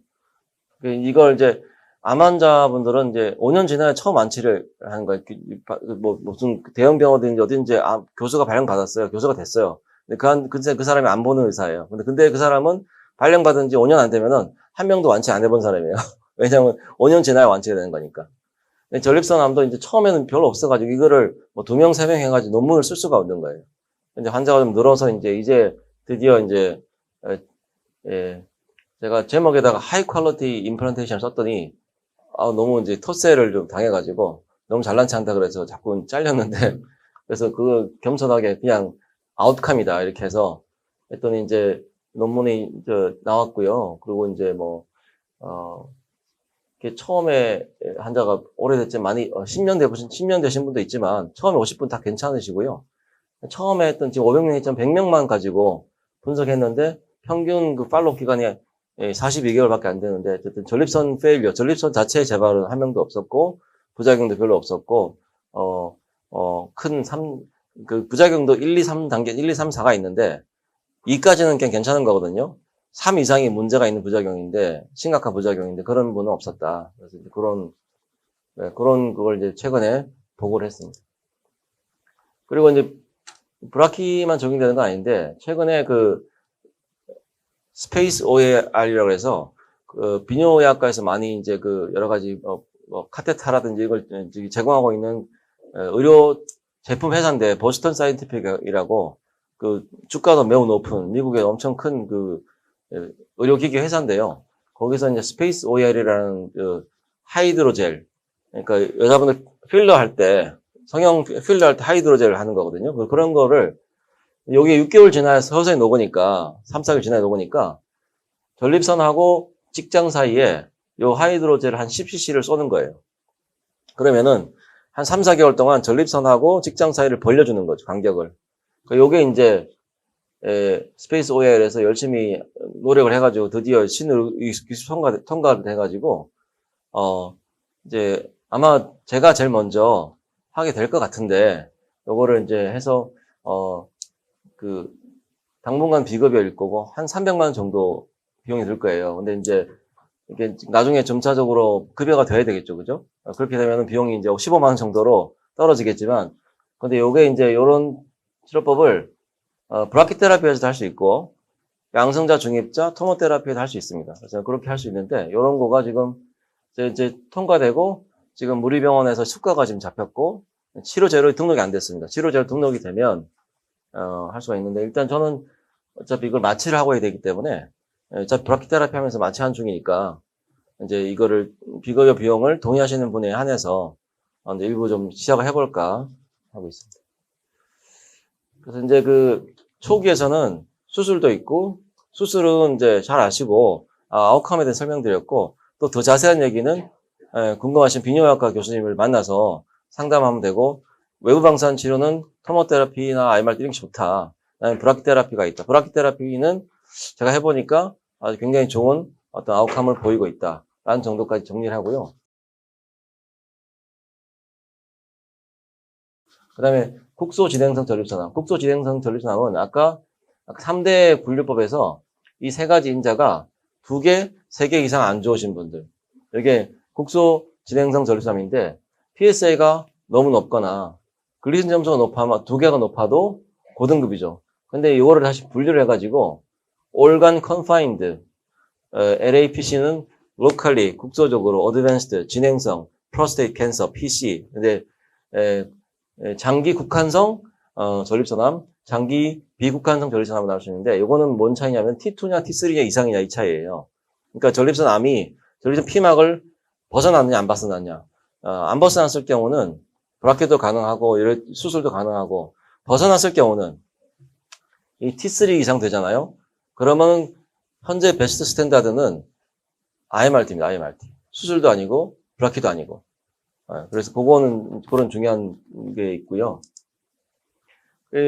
여기 이제 하이 리스크. 그러니까 고등급인데 약간 고등급 하이 리스크 프로스테이트 캔서. 고등급 전립선암에서 카테고리 1 이게 NCCN 내셔널 컴프레hen시브 캔서 네트워크라고 이게 있는데 이게 전 세계 치료법 가이드라인을 제공해주는 건데 꼭 이대로 할 필요 없는데 이게 굉장히 중요한 가이드라인 합니다. 그리고 이게 카테고리 1, 2A, 2B, 2, 3가 있는데 3는 아직은 많은 이견이 있어 이러는 거고요.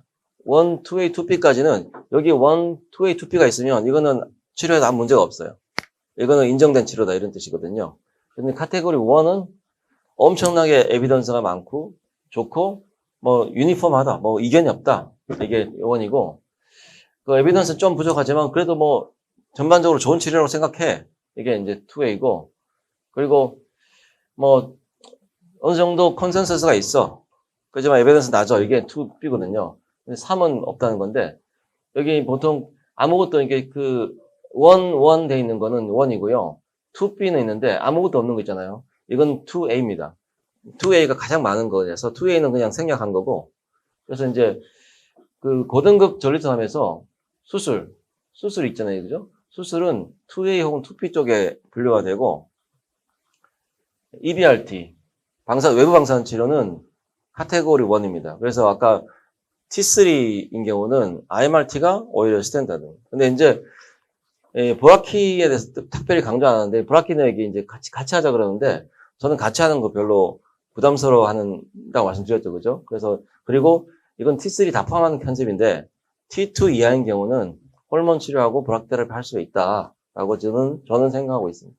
이제 이건 하나의 가이드라인이지 이게 이런 것들이 전문가의 어떤 판단을 뛰어넘을 수는 없거든요. 그래서 그런 이걸 판단해서 우리가 하는 겁니다. 그래서 국소 진행성 전립선암에서는 그러니까 이제 외래 오신 분들은 대부분 초기고요.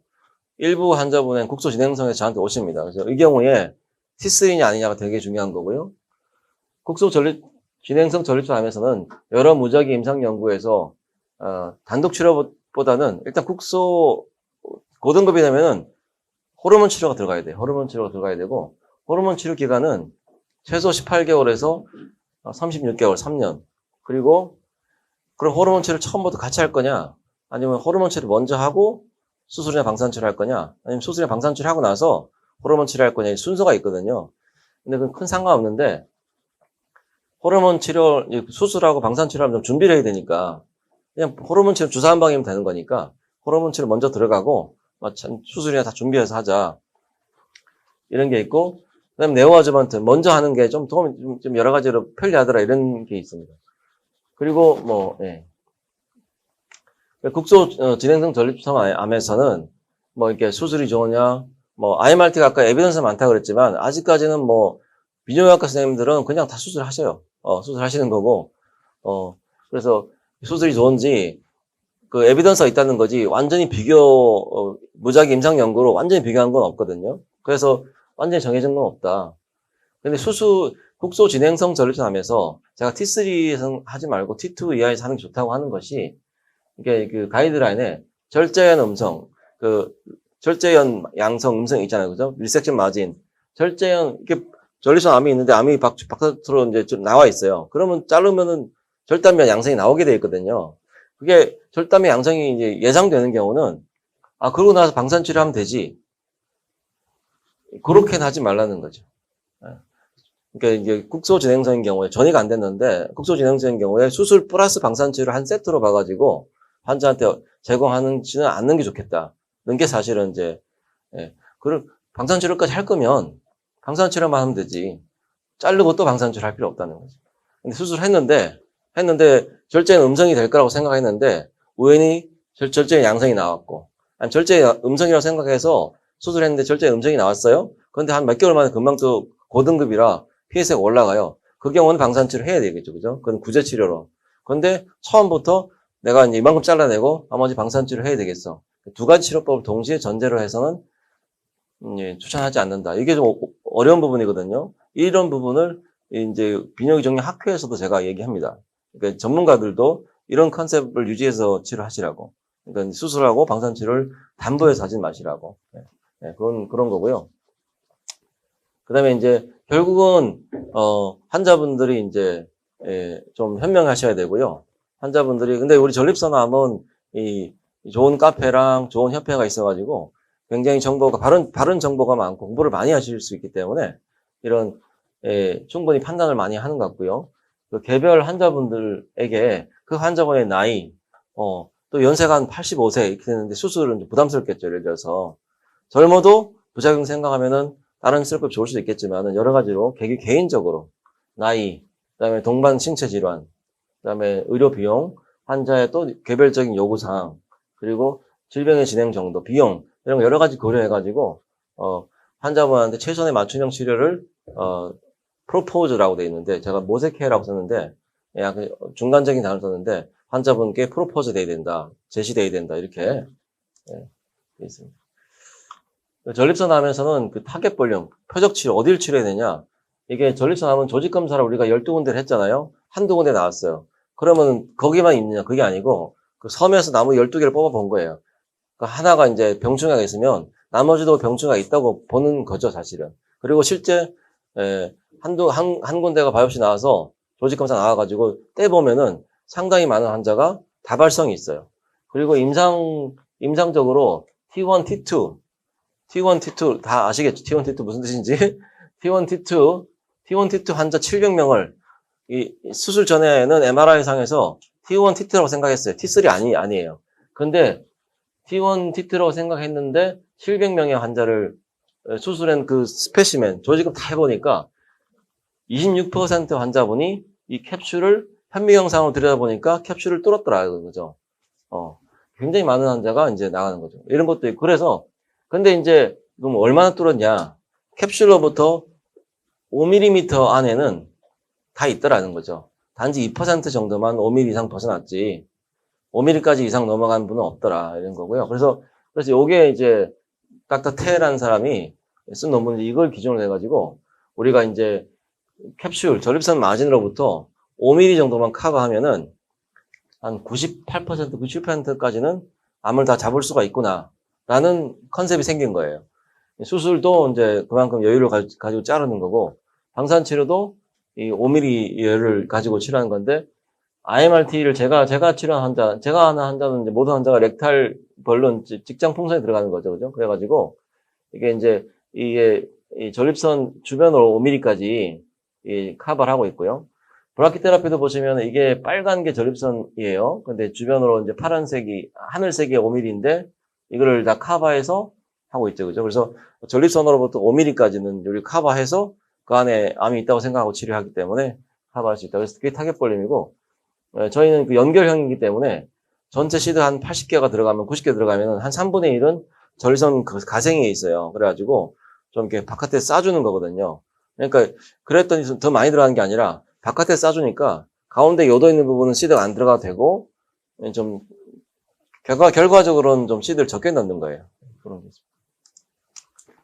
그래서 이제 초기는 말씀드렸고, 고등급 하이리스크에서의 결론을 말씀드리면, 하이리스크는 T스테이지, 요거는 교과서에 없는 내용이에요. 이건 교과서 플러스 가이드라인 플러스 제 경험을 더해가지고 제가 제시하는 거고요. 지난 학회에서부터 이제 지난달 학회에서 처음 이제 얘기하는 거고요.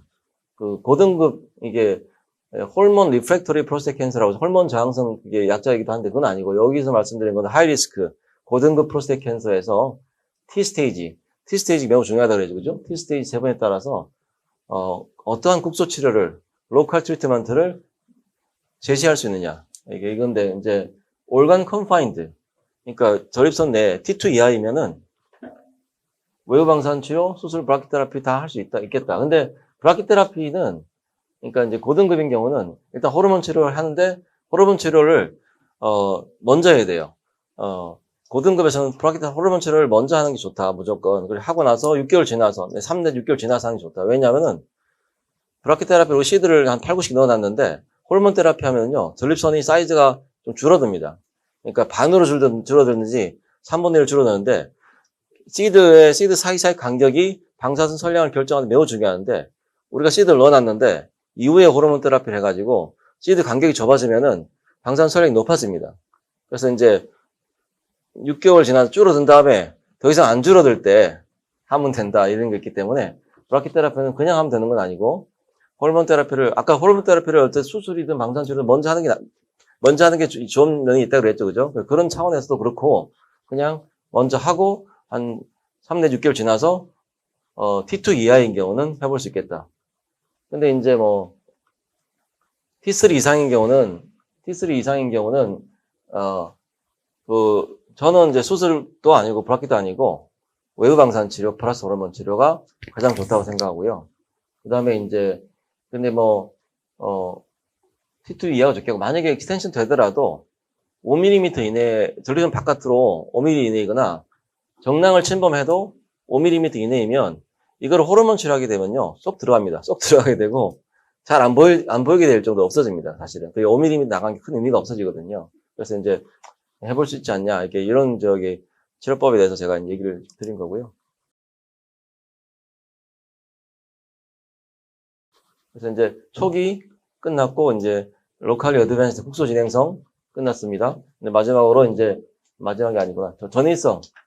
일단 제 방 진료실 처음 진단되셨는데 이미 뼈나 임파선으로 전이가 가 있는 경우에 이걸 이제 드노보라는 게 진단 당시부터 전이가 있다, 이런 뜻이거든요.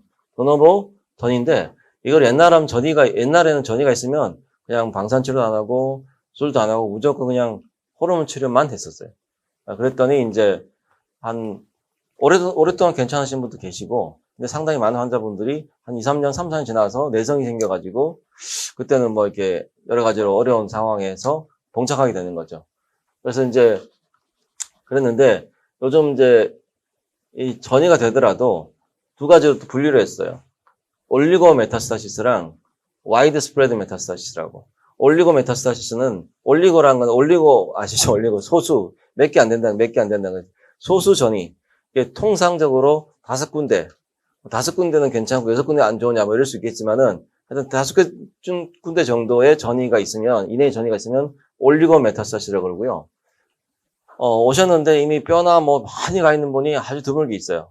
그러면은 저도 당황을 하고, 굉장히 힘든 상황이 된 거죠. 그런 경우는 이제 와이드 스프레드 매치인데, 이걸 좀 구분해야 된다. 올리고 매치인 경우는 국소 치료법이 좀 역할이 있다. 이런 메시지입니다. 그래서 옛날에는 전이가 됐냐 안 되냐로 구분했는데, 요즘에는 국소 전립선암이냐, 올리고 매치냐, 아니면 와이드 스프레드 매치냐, 이 세 단계로 구분해서 올리고인 경우는 좀 더 방사선 치료가 역할이 있다. 뭐 이런 얘기고요.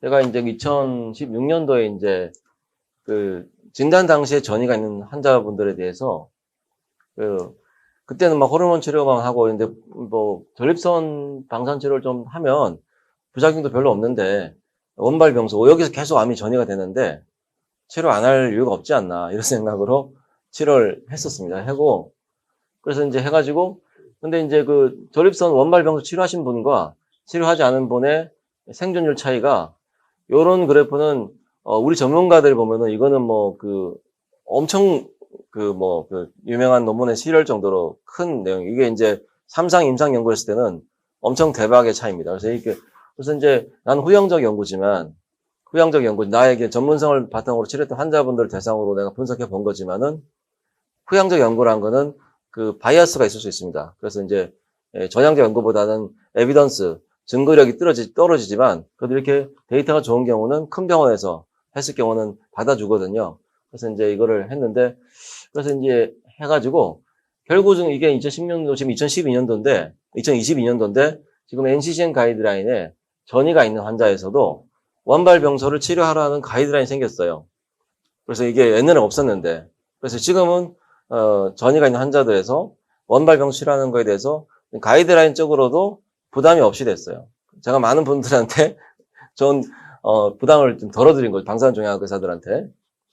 근데 이런 걸 할 때 우리 지금 이 둘 다 레지던트 1년차, 2년차 아주 막 이제 제자들이 했는데 지금 다 교수가 됐어요. 이게 훌륭한 친구들이 열심히 같이 분석하고 했는데 이런 가이드라인 생기기까지는 이런 그 NCCN 가이드라인 올라가려 그러면은 삼상 임상 연구도 필요하고 많은 에비던스가 있어야 되는데 그 에비던스가 이제 스탬피드 트라이얼이라고 그다음에 많은 이런 게 있었는데 이런 그 삼상 임상 연구에서도 이제 증명이 되고 스탬피드, 호라드 트라이얼, 그다음에 이제 뭐 루서벤이라는 그 파퓰레이션 베이스드 이거는 이제 뭐 어떤 그 데이터베이스가 있어요. 데이터베이스 가지고 연구한 게 있고 그리고 이제 그래서 이것도 이제 그 네이처 리뷰 스크리닝 컨클루즈라고 써. 네이처 CNS 중에 하나인 네이처에서 그러니까 이제 지난 7, 8년 동안 전립선암 연구 분야에서 가장 핫한 이슈는 전이가 있는 암에서 원발병소를 치료하냐 마냐가 가장 중요한 이슈였는데 이 이슈가 결론이 원발병소를 치료하는 게 좋겠다라고 났는데 이러한 결론을 이끄는 데 있어서 5가지 키 논문이 있다. 그래서 그 논문을 나열을 했는데 이분께서 이제 네이처 리뷰에서 종세를 썼는데 그 논문 5개 중에 제 논문이 들어가서 굉장히 영광스럽게 생각하고 이게 한 기여를 했다 이런 뜻이죠. 그래서 이제 사실 이제 전이가 있을 경우에 원뿌리를 치료해주는 게 생존율이 훨씬 높습니다. 그냥 내비두는 것보다는. 그걸 이제 부작용이 별로 없기 때문에 안 할 이유가 없는 거죠. 그래서, 소수 전이성 암 환자분들한테 이런 방향을 제시해 준 거가, 굉장히 좀 큰 자랑이라고 생각하고요. 네.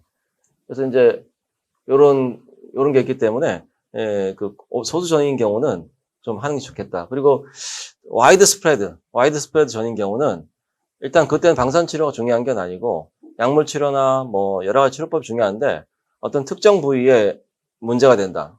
호르몬 치료에서 많이 좋아졌는데, 한 군데만 해결 안 된다. 혹은 뼈 전이가 있는데 거기 너무 아프다. 그러면 그쪽에다가 방사선 치료하면 그거 해결할 수 있거든요. 그런 식으로 이제 방사선 치료가 도와드릴 수 있고요. 예, 그런 식으로 우리가 해볼 수 있겠습니다.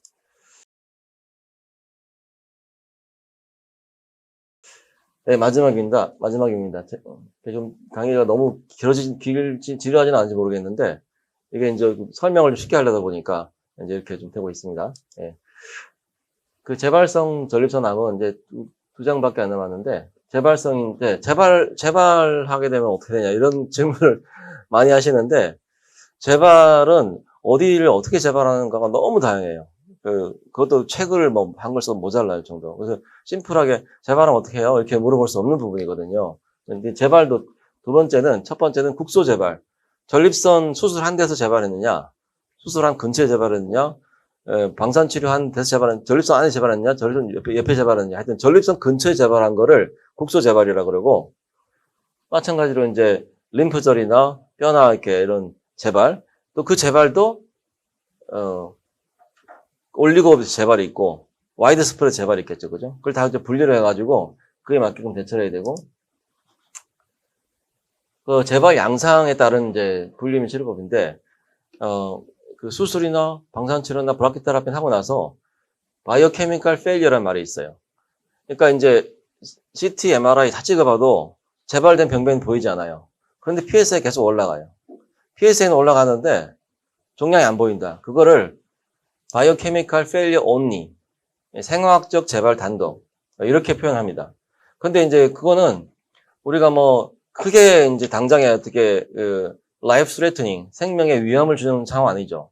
생명 위험이라는 거는 막 종양이 커져가지고 폐를 누르거나 뭐 심장이 복수가 차거나 이렇게 이제 그런 건데, 종양이 보이지도 않는데, 하지만 PSA에 계속 올라가면은 심적으로 굉장히 부담이 되겠죠. 걱정이 되겠죠. 그죠? 그래서 그럴 경우에 계속 좀 더 기다리느냐, 아니면 기다리는 게 부담스럽기 때문에 약물, 그런 경우가 있고, 그 외 전이는 거의 없다고. 있긴 있는데 많지 않아요. 매우 드물고, 그게 이제 보이면 그걸 딱 증명을 해가지고 그걸 또 치료하면 되겠지만, 그건 가서 고민하면 되고, 장기적으로는 이 세 장기를 좀 잘 관찰해야 된다, 이런 거고요.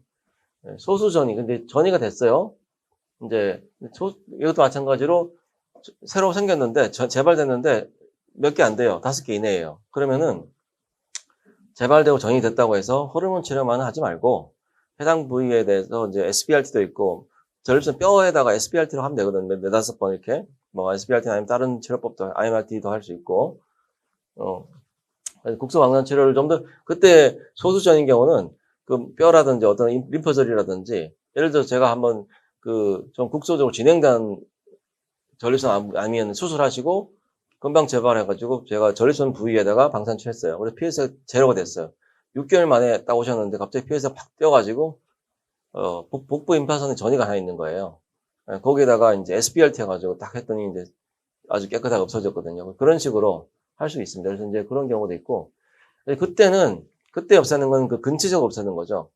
좀 아직은 뭐 와이드 스프레드하게 전이가 안 됐기 때문에 재발됐지만 몇 개 없으니까 좀 더 완치 목적의 의지를 가지고 근치적으로 하는 거고요. 그 다음에 재발됐는데 다발성으로 쫙 퍼졌다. 이렇게 되면은 방사선치료랑 수술 역할은 굉장히 줄어들고요. 일단 약물치료나 이런 치료가 굉장히 중요하게 되고, 방사선치료는 아까 고식적으로 아플 때 통증을 좀 감소한다든지 그 자체의 문제를 좀 해결한다든지 그런 식으로, 그리고 약물치료 하다가 안 되는 경우에 거기에다 하는 거고, 그 다음에 이제 원발병소, 그 전립선 자체에 재발하는 경우에, 혹은 바로 옆에, 수술은 전립선을 제거했기 때문에 전립선 재발은 없죠. 수술해서 원발병소라고 하면은 수술하고 이제 그 방광이랑 요도랑 연결시키잖아요. 연결 부위 재발이 굉장히 제일 많고요. 아나스토모시스, 문합부 재발이라고 그러거든요. 그 재발이 제일 많고, 그리고 아까 태가 얘기했듯이 T2라고 생각해 수술했는데 한 26%가 캡슐을 뚫었잖아요. 그죠? 그런 것처럼 잘라냈지만은 그 전립선 바로 옆에 그런 주변에 미세 암세포들이 남아가지고 주변으로 재발하는 경우가 왕왕 있거든요. 그런 경우에 일단 방사선 치료할 수도 있고, 일단 재발을 하게 되면 이게 이제 처음 암이 생긴 거랑 얘네들이 뭔가 우리가 근치근 치료했는데 또 재발한 경우는 좀 약간 더 이제 좀 더 어그레시브하고 좀 만만치 않습니다. 그래서 일단 기본적으로 약물 치료는 좀 들어가고요. 방사선 치료하고, 약물 치료를 하고 이제 뭐 방사선 치료는 이제 약물 치료하면 또 사실은 좋아지잖아요. 그죠? 그래서 이제 약물 치료가 들어가는 이상 서두르지 않아도 되고, 그다음에 적당한 때에 방사선 치료되고, 약물 치료에서 계속 괜찮으면 방사선 치료를 조금 딜레이 할 수도 있습니다.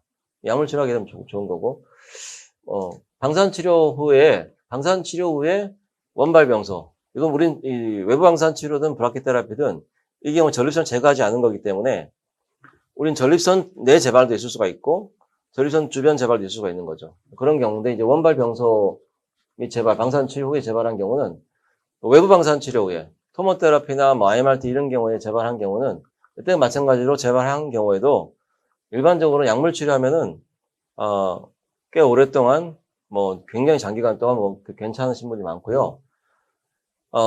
그 비뇨약 선생님들은 방사선 치료 후에 재발하신 분들은 수술 못 해요라고 말씀들 많이 하시는데 사실 미국의 그 논문이나 이런 데 보면은 테크닉도 여러 개 있어가지고 뭐 일단 방사선 치료 재발했으면 수술 많이 하시거든요. 하면 되는데 했을 때 문제가 뭐냐면은 요실금이 더 심하게 온다는 거죠. 이제 그런 단점이 있는데 그게 이제 특히 외부 방사선 치료. 외부 방사선 치료는 좀 넓게 들어가다 보니까 좀 더 넓게. 그래서 방광, 경부, 방광하고 전립선 연결된 부위랑 좀 넓게 들어가다 보니까 전립선 자르고 나서 이제 문합하면서 이제 부드럽게 안 이어져가지고 요실금이 더 생길 수가 있고 좀 그런 게 있을 수가 있는 거가 있고 그 다음에 이제 수술도 할 수 있고 그 다음에 하이프를 이제 이때는 이제 부분적으로 재발한 거잖아요. 전립선 우리는 처음에 우리가 타겟은 뭐 어디라고 했죠? 전립선 전체라고 했죠, 그죠? 근데 재발했을 경우는 거기만 일단 재발한 거잖아요, 그죠? 그러니까 이제 거기는 하이프를 할 수도 있고, 그 다음에 방사선 치료도 이제 방사선 수술이라 그래서 어떤 부분적으로만 치료한 게 있긴 있어요. 재발한 부분이 있으면 그렇게 한번 시도를 해볼 수가 있고, 또 방사선을 또 하는 거죠, 뭐 그렇게 할 수도 있고, 어쨌든 재발되면 좀 어려운 상황에 봉착하는 건 마찬가지고, 브라키테라피는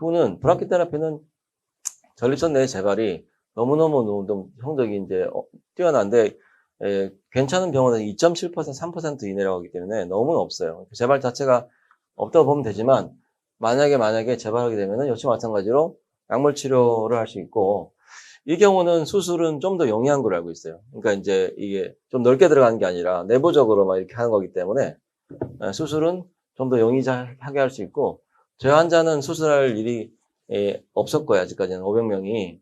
그래서 분당 박동수 교수님은 이제 브라키를 하시는데 비뇨기과 외과 선생님이시니까 수술을 이제 뭐 제가 알고 있기는 뭐 4-5명 정도 했는데 아무 문제가 없다라고 이제 하셨어요. 그래서 수술도 잘 하시고 그런 건데 어쨌든 근데 저는 저 생각은 수술은 굳이 안 해도 되고 호르몬 테라피를 일단 끌어가다가 안 되면은 뭐 여러 가지 방법이 있고 이때 하이프를 할 수도 있고 이때 방사선 치료가 이제 부분 재발할 경우는 또 한 가지 이때 방사선 치료는 방사선 수술이라고 해서 우리 병원에 사이버 나이프라는 게 있어요. 사이버 나이프라는 게 있어가지고 그거를 이제 따라가면 트래킹하면서 치료하는 게 있는데 그게 그 사이버 나이프 하려고 그러면 몸속에 침 같은 게 박혀 있어야 되거든요. 간암 사이버 나이프, 폐암 사이버 나이프, 신장암 사이버 나이프 할 때 그 종양 옆에 이 조그만 그 칩 같은 거를 3개를 박아놔야 돼요. 그럼 그걸 이제 사이버 나이프 인식에 따라가는 거거든요. 근데 그걸 집어넣고 받고 뭐 하는 게 큰 일이고 번거로워서 이게 제가 어려운 면이 있는데 우리 브라키 테라피 하시는 분들은 칩이 3개 박혀 있는 게 아니라 8, 90개 박혀 있어가지고 생각해보면 따라갈 수 있겠더라고요. 그걸 시도해보진 않았어요. 그럴 필요가 없었기 때문에. 근데 뭐 그런 방법도 그런 일이 이제 앞으로 이제 10년, 20년 되고 환자분들이 뭐 그런 케이스가 생기면 고민해봐야 되겠지만 수술도 문제가 없다고 생각이 되고요. 이렇게 브라키 테라피 한 경우는 그다음에 이제 뭐 방사선 치료, 하이프 이런 가지 방법이 있는데 일단 1차적으로는 재발되게 되면은 호르몬 치료하고 그렇게 관리하면 되겠다. 그 마지막 슬라이드고요. 그래서 이제 그 아까 뭐 소수 재발 와이드 스프레드 매치 이런 게 있는데 이 네이처에서 이제 건담 등이 2000 몇 년도였죠? 하여튼 그 2015년도에 단 10명의 환자, 전립선 암 환자 10명을 대상으로, 이게 환자도 많지도 않아요. 10명인데, 이거 10명, 이 스터디가 이제 단지 10명 가지고 네이처 실린 이유가 이 10명의 환자를 대상으로 뼈 전이가 있고 뭐 이렇게 림프 전이가 있으면 그 환자분들 다 동의를 한 거죠. 그걸 다 조직 검사를 해요. 뼈 전이를 조직 검사하고, 임파선 전이를 조직 검사하고. 그래서 이 각각의 병변을 전했는데 그 전이를 조직 검사해가지고 그 유전자 프로파일을 다 시퀀싱을 한 거죠. 그랬더니 이제 그걸 가지고 이제 이놈이 어디를 가고 얘가 어디를 가고 이렇게 해서 성질이 비슷한 거나 얘가 일로 간 것 같다. 얘가 일로 간 것 같다. 이런 거를 연구한 거예요. 그래서 이제 봤더니 그러니까 메타스타시스, 전이 된 병변은 또 전이가 됐으면 일단은 방사치료나 수술하지 말고 호르몬 치료만 해야 돼요. 그러는데 이미 전이가 됐으니까. 근데 전이 된 병변이 또 전이를 일으킬 수 있기 때문에 그 전이 병변이 치료할 만하면은 방사치료 하자라는 게 이제 뭐 우리 생각인데 그거를 방증하는 그런 데이터인데 메타스타시스가 또 메타스타시스를 일으키고 그리고 또 한 군데를 가기도 하고 여러 군데를 가기도 하고 이런 게 있다라는 걸 갖다가 이제 증명한 아주 특이한 논문이에요. 특이한 논문이 이제 네이처에 실려가지고 그래서 이제 요 막 전이가 많이 되는가 보니까 뭐 마음이 깝깝하시죠? 불안하신데 뭐 어쨌든 이게 이제 여기서 중요한 메시지는 올리고매증인 경우는 만약에 이제 뭐 할만하면은 방사치료가 많이 발달했기 때문에 요즘은 이 방사선이 많이 발전해가지고 환자분이 이제 컴퓨터에 들어갔다가 나가게 되면은 우리가 원하는 곳에 영역을 표시를 해요. 그게 아무리 형태가 꾸불꾸불 상관없어요. 그 형태대로 우리가 원하는 만큼 방사선을 줄 수가 있거든요. 네, 그래서 이제 많이 발전했고, 물론 이제 여러 군데를 치료하고 뼈전이가 여러 군데 있고 많이 있는 경우에 여러 군데 치료하다 보면은 여러 군데 치료하다 보면은 이제 골수가 많이 들어가기 때문에 골수고 좀 떨어지고 이런 부작용이 있을 수 있겠지만 방사선치료의 어떤 네이처는 그 부분을 부분적으로 해결하는 거다는 겁니다. 예. 결론. 전립선암에서는 완치율 및 부작용 면에서 오랜 기간 검증된 치료법들이 있기 때문에 일단 의료진에게 각 치료법에 대해서 자세히 설명을 듣고 치료법을 정할 수 있습니다. 라는 게 메시지고요. 그 다음에 전립선암은 조기에 진단된다면 매우 높은 완치율을 기대할 수 있습니다. 그리고 국소진행성 전립선암은 호르몬 치료법을 병행하여서 그 원발병소에 대한 근치적인 국소치료법을 시행할 수 있습니다. 호르몬 치료법은 만약에 먼저 한다 그러면은 3 내지 6개월 정도 먼저 시행할 수 있고 혹은 뭐 브라키가 아닌 경우는 동시에 뭐 같이 할 수도 있다.